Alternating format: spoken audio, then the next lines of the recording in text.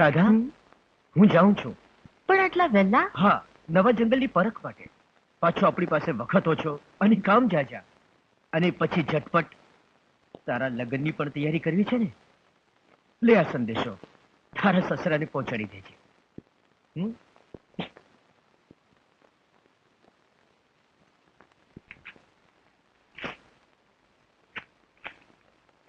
વડીલ શ્રી, હું આપના મોભાને અનુરૂપ દાયજો આપવા તૈયાર છું. કોઈ પણ સંજોગોમાં તમારે અમારા કારણે જ્ઞાતમાં નીચું જોવા પણ નહીં રહે. વૈશાખ આવતા સુધીમાં હું મારું ખોરડું અને ખેતર ગીરવે મૂકીને રાધા અને મોહનના લગ્ન કરાવીશ. આ મારું વચન છે. આપનું ચંદન.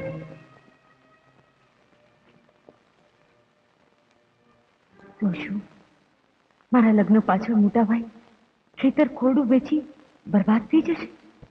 ઘરબાર વિના થઈ જશે? ના ભાઈ ના, હું તમને મારી ખુશી ખાતર બરબાદ તો નહીં જ થવા દઉં.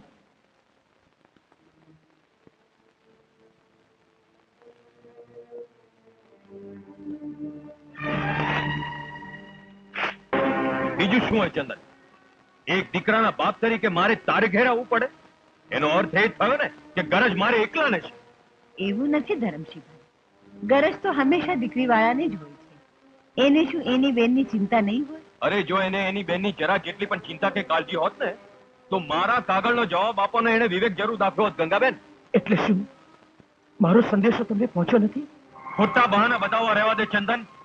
અને એક વાત સાંભળી લે, મારા મોભા પ્રમાણે દાયજાની વ્યવસ્થા નથી થઈ તો મોહનના લગ્ન હું બીજી ઠેકાણે કરી નાખીશ. ના ના વડીલ, એવું ગજબ ન કરતા, નહીં તો ક્યાંય નું નહીં. તો સાંભળી લે ચંદન, આ મારી છેલ્લી ચેતવણી છે. વૈશાખ આવતા સુધી તારા તરફથી જો કોઈ વાવડ નથી આવ્યા તો સમજી લેજે કે આ સગપણ ફોક છે.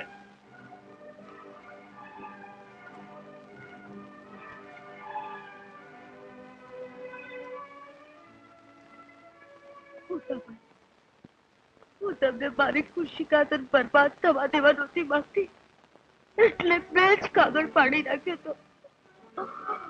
પણ આજે મારે લીધે તમારે કેટલું બધું સાંભળવું પડ્યું, કેટલું બધું સાંભળવું પડ્યું. કઈ વાંધો નહીં બહેન, તું રોઈશ નહીં, ચિંતા ન કરતી.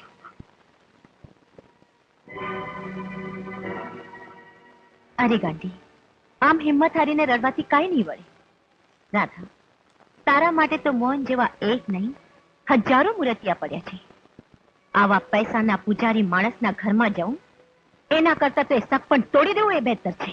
નહીં કેસર નહીં, એ ભલે પૈસાના પૂજારી હોય પણ હું તો મારા મોહનની પૂજારણ છું. એમને મનથી મરી ચૂકી છું.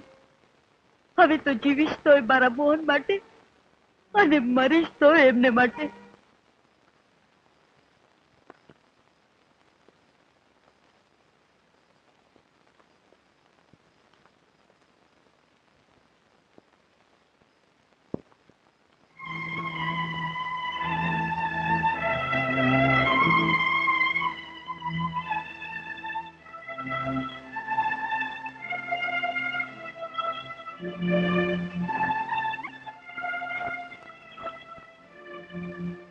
ચંદન,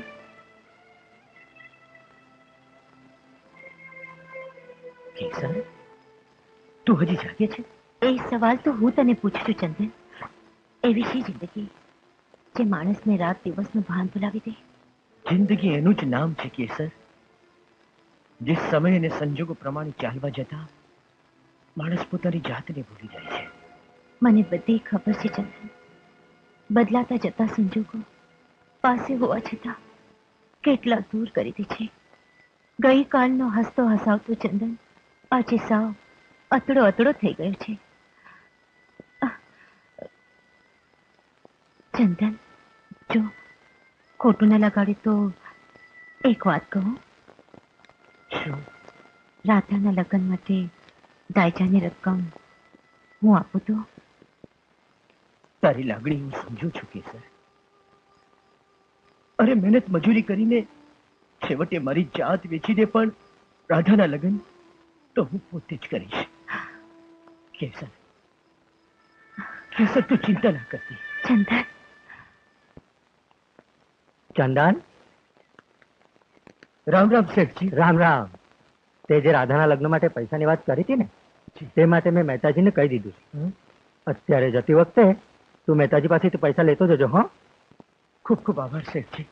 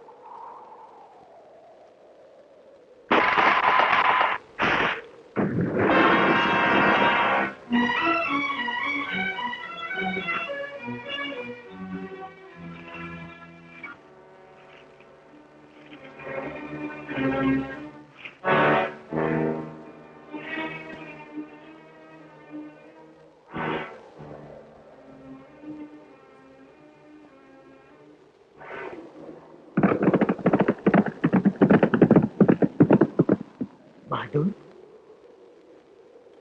બહાદુર, બહાદુર, બહાદુર!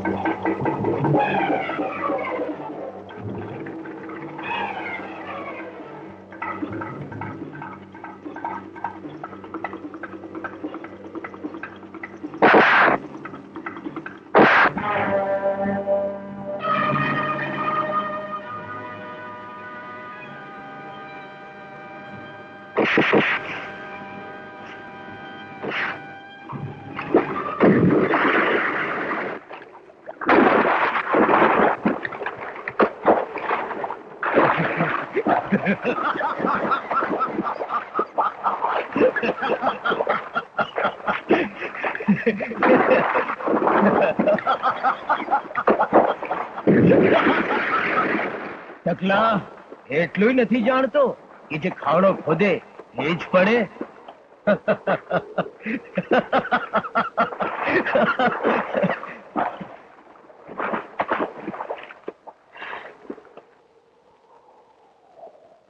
બહાદુર,